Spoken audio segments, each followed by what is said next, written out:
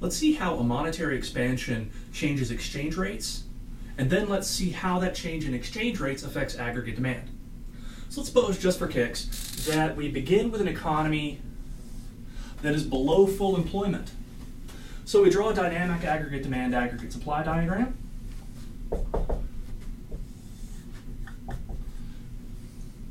At aggregate demand, long run aggregate supply,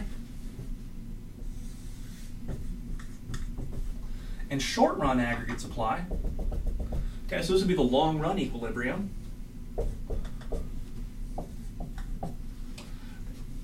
And then, for whatever reason, there's a slump in aggregate demand. That slump in aggregate demand moves the aggregate demand curve inward, leading in the short run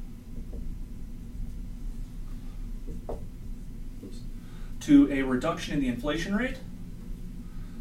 Suppose that money growth falls to 0, knocking the inflation rate down to 1%, and the real growth rate down to -1%.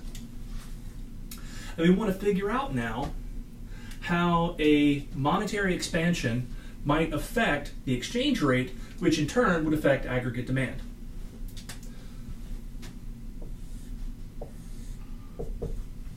So let's consider the market for US dollars.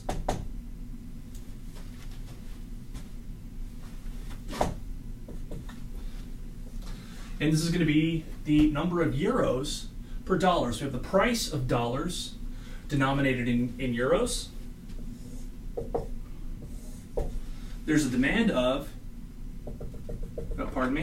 there's a demand for and a supply of dollars. The exchange rate is determined at the point where the demand curve and the supply curve cross.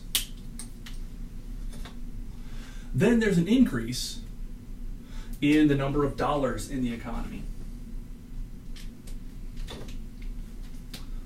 So the Federal Reserve expands the money supply.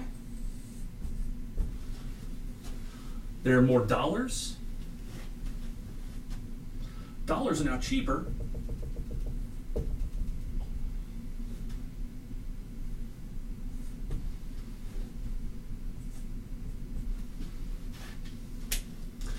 And cheaper dollars means cheaper American goods abroad.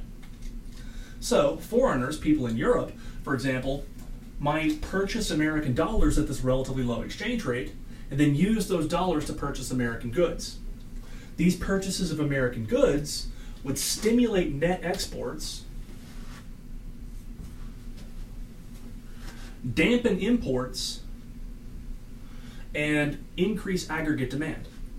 So the mechanics are very much like pretty much anything else that happens as a result of monetary expansion, but in this case the mechanism is through the exchange rate.